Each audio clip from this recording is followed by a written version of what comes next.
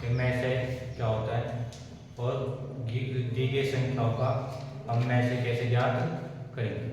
ठीक, अब जो में से है, पहले तो आप में से के बारे में जानें कि हम में से किसे कहते हैं। ठीक, दो या दो से अधिक संख्याओं के अभाज्य गुणनखंडों में उपस्थित उभयनिष्ठ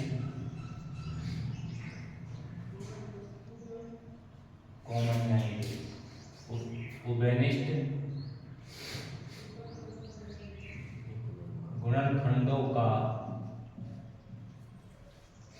गुणनफल दी गई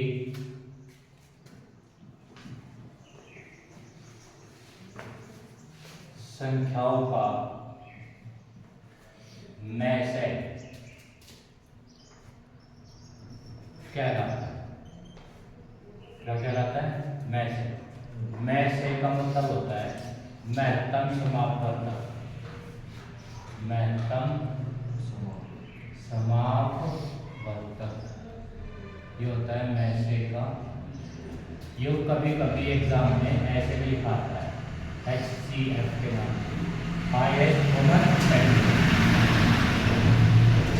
ठीक, तो इसी क्वेश्चन में में से लिखा मिल जाएगा, किसी क्वेश्चन में पूरा लिखा मिल जाएगा महत्तम समापवर्तक, या किसी प्रश्न में HCF लिखा मिल जाएगा। आगे समझ में, हाईएस्ट कॉमन फैक्टर। अब इस परिभाषा को समझिए, ये परिभाषा क्या कह रही है। इस परिभाषा में दिया कि दो या दो से अधिक संख्या हो, तो या दो या दो से अधिक संख्याएं ले लो। अब प्रश्न में आ गया कि दो संख्याएं हैं। कितनी संख्याएं हैं? मान लो दो हैं, एक 24 है और एक 36 है। इन संख्याओं का क्या निकालना है? में से ज्ञात करना है। पहले समझ लो इसे, में से निकालना है। क्या निकालना है? में से, यानी महत्तम समापवर्तक या HCF। अब मैं आपको छोटी सी और बात बता दूं कि जो में से ज्ञात करने की विधियां हैं वो दो विधि होती है। एक तो होती है गुणनखंड विधि और एक होती है भाग विधि। कौन सी विधि? भाग विधि, जो भाग के द्वारा ज्ञात करेगा। लेकिन 10वीं क्लास में ये भाग विधि आपके सिलेबस से हटा दी गई। पहले थी ये युक्लिड विभाजक के नाम से। अब आपके सिलेबस में कौन सी है? केवल गुणनखंड विधि। तो हम यहाँ कौन सी विधि पढ़ेंगे? केवल गुणनखंड विधि ही पढ़ेंगे, जो हमारे एग्जाम में पूछी जाएगी। अभी ने कहा कि 24 और 36 का में से ज्ञात कीजिए, का में से ज्ञात कीजिए। तो कौन सी विधि से करना हमें? गुणनखंड विधि से, क्योंकि भाग विधि हमारे सिलेबस में नहीं है, केवल गुणनखंड विधि है। तो इसके लिए हमें क्या करना पड़ेगा? पहले 24 के गुणनखंड करने पड़ेंगे। क्या करने पड़ेंगे? गुणनखंड। और फिर किसके गुणनखंड करेंगे? 36। तो पहले गुणनखंड कर लो। 24 के गुणनखंड आ जाएंगे 2 गुणा 2 गुणा 3। कैसा आया? देखो 2 से भाग करोगे, 2 एकम 2 दूनी, फिर 2 से 2 छिक 12, फिर 2 से 3 और फिर 3 से 1 बार गुणनखंड कर लेते आते हैं। फिर आएगा हमारा 36 के करोगे 2 से कितनी बार? 18। फिर 2 से 9 बार, फिर 3 से 3 बार और फिर 3 से 1 बार। तो 36 से गुणनखंड आ गए 2 गुणा 2 गुणा 3 गुणा 3। अब यहाँ तक तुमने काम पूरा कर लिया। 2 या 2 से अधिक संख्या, तो 2 दे रखी हमने यहाँ के अभाज्य गुणनखंड, ये गुणनखंड कर लिया हमने इसके में उपस्थित उभयनिष्ठ गुणनखंड। उभयनिष्ठ गुणनखंड वो होगा जो 24 में भी हो और 36 में भी हो, जो 24 में भी हो और 36 में भी हो। तो एक तो जो है तो ये बन गया बेनिस्ट और एक ये वाला बन गया बेनिस्ट, बनिया नहीं। लेकिन ये दोनों बेनिस्ट नहीं है क्योंकि ऊपर कौन है 3, नीचे कौन है, वो ऊपर कितना है 2, नीचे कितना है, एक कॉमन नहीं है, यानी ये बेनिस्ट नहीं। तो बेनिस्ट कौन है, ये वाला है। तो ये बेनिस्ट है, ये बेनिस्ट है और ये बेनिस्ट है। फिर क्या कराएंगे, उपस्थित उभयनिष्ठ गुणनखंडों का क्या करेंगे, गुणनफल यहाँ लिख देंगे। में से इसका 24 का और 36 का। तो गुणनखंड कौन कौन सा कॉमन है, एक ही वाला 2 कॉमन है और एक ही 3 वाला कॉमन है। तो कितना आ गया, 2 दूनी 4 के। तो देखो इनका गुणनफल कितना आ गया, 2 दूनी 4, 4 के 12। तो ये जो गुणनफल आया गुणनखंडों का वो 24 और 36 का क्या है, मैच है। आगे क्या समझ में बात, तो क्या है, या तो आपको 2 संख्या दी जानी या 2 से अधिक संख्या दी जानी। दोनों का हम क्या करेंगे, पहले गुणनखंड करेंगे और गुणनखंड करने के बाद जो भी इन गुणनखंडों में कॉमन गुणनखंड होगा उसकी क्या कर देंगे, गुणा। तो हमें क्या मिल जाएगा उसका, में से। आगे का दिमाग में तो काई ने भी। अब ऐसे एक उदाहरण और देखो, मतलब उदाहरण नंबर 2, संख्याओं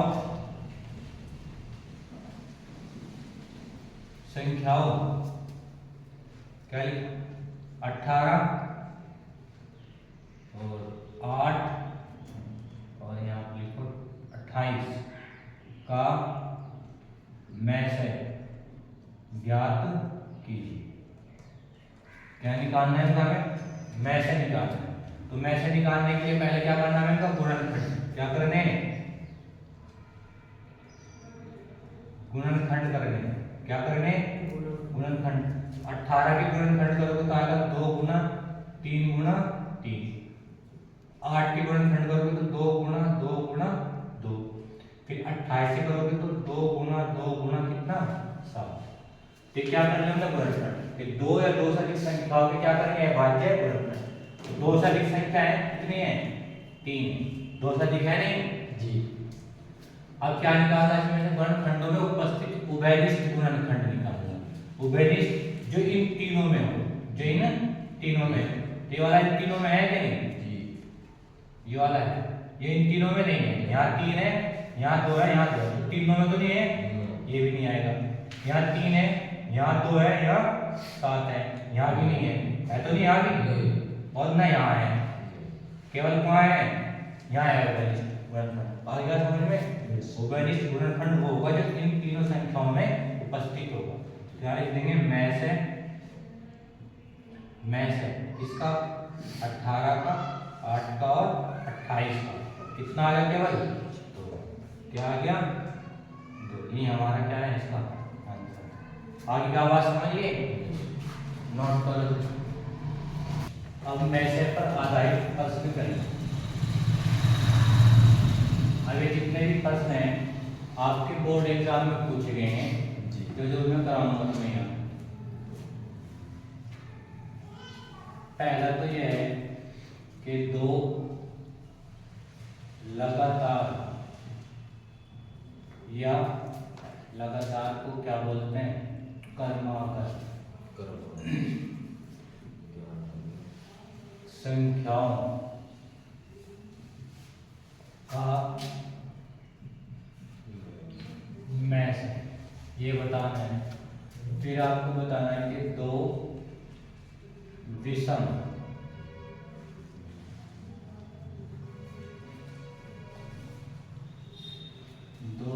संख्याओं का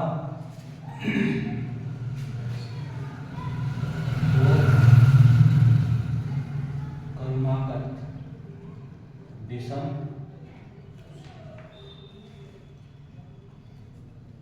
संख्याओं का में से। फिर आपको बताना है 2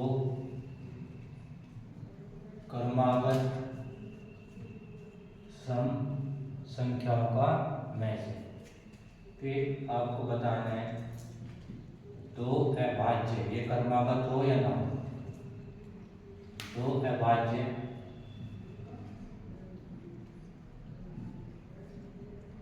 संख्याओं का मैथ्स है। अब देखो ये चारों पर्सन बोर्ड एग्जाम में एमसीक्यूज में पूछे गए हैं अलग अलग सालों में, ठीक है। इस साल ये आ गया, इस साल ये, इस साल ये, इस साल ये। तो देखो यहाँ इसका तो जो दो लगातार संख्याएं हों वो इस तरीके से हों, एक के बाद एक आ, जैसे एक के बाद कितना है दो, तो ये दो क्रमागत संख्याएं हैं। दो के बाद कौन आएगा तीन, तो एक संख्या है क्रमागत संख्या है। तीन के बाद कौन आएगा चार, तीन और चार की संख्या है क्रमागत। ऐसी कोई भी संख्या ले लो, 8 है, 8 के बाद क्या आएगा 9, ये भी क्या है क्रमागत संख्या है। जैसे 99 है, 99 के बाद कौन आएगा 100, तो ये भी क्या संख्या है क्रमागत। यानी जो संख्या एक के तुरंत बाद आ जाए, पहली संख्या के तुरंत बाद आ जाए दूसरी संख्या, वो होती है क्रमागत संख्या। जैसा एक के तुरंत बाद कौन आएगा दो के बाद कौन आएगा तीन के बाद कौन आएगा 4, 8 के बाद कौन आएगा 9, 99 के बाद कौन आएगा 100। ये सब संख्या कैसी है क्रमागत संख्या, यानी क्रम से आने वाली। अब इसमें से कोई सी भी संख्या ले लो, चाहे तो ये ले लो, चाहे ये ले लो, चाहे ये, कोई सी भी दो संख्या ले लो, उनका हमें क्या बताना मैं से बताना। तो हम कौन सी संख्या ले रहे हैं, मान लो 8 और 9 ले रहे हैं, क्या ले रहे हैं 8 और 9। 8 के गुणनखंड करेंगे पहले तो 2 गुणा 2 गुणा 2, 3 गुणा 3। और अभी बताया मैं से ज्ञात करने के लिए, क्या ज्ञात करने के लिए मैं से ज्ञात करने के लिए जिन संख्याओं को हमने गुणनखंड करा उन संख्याओं के गुणनखंडों में उभयनिष्ठ गुणनखंड का क्या करते हैं गुणा करते हैं। तो इसमें कोई उभयनिष्ठ गुणनखंड है ऊपर तो सारे में 2 है, नीचे 3, तो कोई उभयनिष्ठ नहीं है। तो जहां कोई भी संख्या उभयनिष्ठ ना हो केवल 1 कॉमन होता है, तो यहाँ क्या कॉमन है 1। तो दो क्रमागत यानी दो लगातार संख्याओं का मैसेज कितना होगा हमेशा 1, कितना होगा 1 होगा। इस बात का ध्यान रखना। आगे बात समझ में कितना होगा दो क्रमागत संख्याओं का मैसेज 1। फिर दो क्रमागत विषम संख्याओं का मैसेज, विषम संख्या ये पहले का था। अब देखें दूसरे का विषम संख्या। विषम संख्याएं जो होती हैं जो 2 से विभाजित नहीं होती, जैसे 1 के बाद कौन आएगा विषम संख्या 3 आएगा। जैसे 3 के बाद विषम संख्या 5, जैसे 5 के बाद विषम संख्या 7, जैसे 7 के बाद विषम संख्या 9, जैसे 9 के बाद कौन आएगा 11, फिर 11 के बाद 13। ये सब कैसी संख्या है विषम संख्या है। कैसी संख्या है विषम और कैसी क्रमागत। जैसा 1 है, 1 के बाद विषम संख्या कौन आ रहा है 3 है, 3 के बाद विषम संख्या कौन आती है 5 है, 5 के बाद विषम संख्या कौन सी आएगी 7 के बाद विषम संख्या कौन सी आएगी 9 के बाद विषम संख्या कौन सी आएगी 11 के बाद विषम संख्या कौन सी आएगी 13। तो ये विषम संख्याएं हैं और देखिए क्रमागत। तो दो क्रमागत विषम संख्याओं का मैसेज बताना है। अब इनमें से कोई सा भी विषम संख्या ले लो, कोई सी। तो मान लो मैं 3 और 5 लेता हूँ, कौन लेता हूँ 3 और 5। तो विषम संख्या हो चाहे कोई सी भी संख्या हो, हम मैसेज ज्ञात करने के लिए क्या करेंगे का गुणनखंड। 3 के गुणनखंड आने 3 गुणा 1, 5 का आएगा 5 गुणा 1। और गुणनखंड करने के बाद क्या देखते हैं का कॉमन गुणनखंड उभयनिष्ठ। तो दोनों में क्या उभयनिष्ठ है 3 और 5 में 1 कॉमन है, तो मैसेज कितना आ जाएगा 1। तो दो क्रमागत विषम संख्याओं का मैसेज कितना होगा 1 होगा। आगे का समझ में कितना होगा 1। दो लगातार संख्याओं का मैसेज भी 1, दो विषम संख्याओं का मैसेज भी कितना होगा 1। आगे का दिमाग में पकाने के फिर है। अब पहले देखो प्रश्न 4, फिर तीसरा बताऊंगा, पहले चौथा देखो हल 4। इसमें क्या कह रहा 2 अभाज्य संख्याएं, इसकी बात कर रहा 2 अभाज्य संख्याओं की। 2 अभाज्य संख्याएं कैसी होंगी, जैसे 2 के बाद 3, फिर 2 के बाद कौन आएगा अभाज्य संख्या 3, जैसे 5 और 7। ये कैसी संख्या है अभाज्य संख्या। 11 और 13 ये कैसी संख्या है अभाज्य संख्याएं हैं। 9 तो विषम संख्या है। हम बात कर रहे हैं भाज्य संख्या की। 19 और जैसे 13 और 17, 17 और 19, ये क्या संख्या है? अभाज्य संख्या है। 19 और 23 अभाज्य संख्या की संख्या होती है जो या तो अपने आप से कटती हो या एक से कटती हो। ये मैंने पढ़ाया था तुम्हें जब संख्याएं पढ़ा रहा था। तो ये सारी संख्या कैसी हैं? अभाज्य संख्याएं। किस संख्याएं? अभाज्य। अगर हम दो अभाज्य संख्याओं का मैं से निकालें तो क्या आएगा वो निकालना। और इनमें से कोई सी भी दो अभाज्य संख्याएं ले लो। मान लो मैं लेता हूँ कौन सी? 2 और 3 ही मान लो। दो अभाज्य संख्या कौन सी ले रही? 2 और 3। इसका मैं से निकालने के लिए क्या करना है? इनके गुणनखंड। तो 2 के गुणनखंड आएंगे 2 गुणा 1 और 3 का आ जाएगा 3 गुणा 1। और मैं से निकालने के लिए हम क्या करें?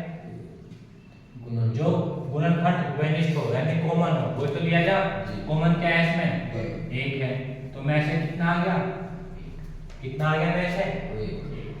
तो मेरे कहने का मतलब ये है दो लगातार संख्याओं की बात करें, चाहे दो लगातार विषम संख्याओं की बात करें, चाहे दो अभाज्य संख्याओं की बात करें, सबका मैं से कितना आएगा? 1। आगे का दिमाग में कितना आएगा? 1। दो अभाज्य संख्याओं का मैं से भी 1, दो विषम संख्याओं का मैं से भी 1, दो क्रमागत संख्याओं का मैं से भी कितना? 1। अब बात करें किसकी? सम संख्या की। दो क्रमागत सम संख्या। अब देखो हल 4। तो जो क्रमागत सम संख्या होगी जो क्रमशः जैसे 2 के बाद कौन आएगा? 4, फिर 4 के बाद 6, 6 के बाद 8, 8 के बाद 10, 10 के बाद 12, 12 के बाद 14, 14 के बाद 16। ये सारी कैसी संख्या है? सम संख्या है। क्योंकि सारी संख्या कैसे विभाजित हुई? 2। इनने कहा क्रमागत। क्रमागत यानी 1 के बाद 1। जैसे 2 के बाद कौन सी आ गई? 4, 4 के बाद कौन सी आ गई? 6, 6 के बाद कौन सी आएगी? 8, 8 के बाद कौन सी आएगी? 10। कैसी संख्या है? क्रमागत सम संख्या है। और हमें क्या बताना है इनका? मैं से निकालना है। क्या निकालना है? मैं से। अब कोई भी दो क्रमागत संख्या ले लो में से। मान लो मैं 8 और 10 लेता हूँ। क्या ले लिया? 8 और 10। तो पहले क्या करने पड़ेंगे? इनके गुणनखंड। 8 के गुणनखंड आएंगे 2 गुणा 2 गुणा 2, और 10 के गुणनखंड आएंगे 2 गुणा 5। तो क्या कॉमन आया इनका? क्या कॉमन है? 2। केवल 2 कॉमन है। कौन कॉमन है? 2। ये तो ये क्या आएगा इसका? ये क्या आएगा मैं से? तो दो क्रमागत सम संख्याओं का मैं से कितना होगा? 2। कितना होगा? 2। तो ये बात 4 प्रश्न है। इन चारों में से कोई सा भी एग्जाम में पूछा जा सकता है। तो ध्यान रखना दो लगातार क्रमागत संख्याओं का मैं से 1, दो क्रमागत विषम संख्याओं का मैं से भी 1, दो अभाज्य संख्याओं का मैं से भी कितना? 1, दो क्रमागत सम संख्याओं का मैं से कितना? 2। आगे बात समझिए, नोट करें।